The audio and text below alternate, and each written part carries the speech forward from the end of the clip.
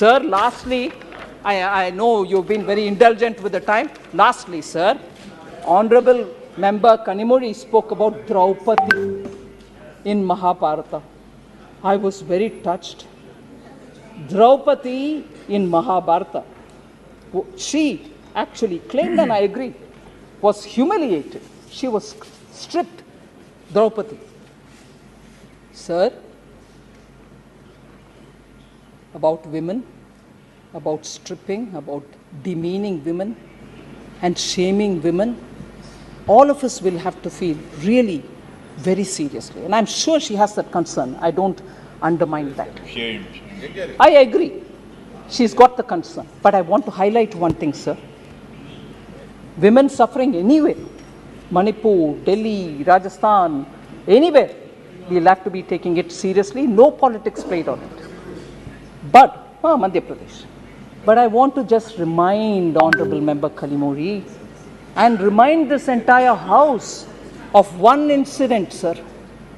Of one incident which happened on 25th March 1989 in the Tamil Nadu Assembly. Again, a Sabha, a very sacred Sabha. And what was it? Then she hadn't become Chief Minister, leader of the opposition. First woman, that first woman,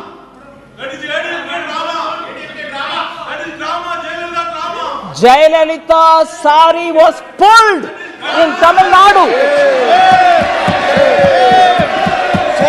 In the assembly, she was the leader of opposition. Her saree was pulled, and the DMK members who were seated there heckled at her, laughed at her, made fun of her. You're talking of Kaurava Sabha?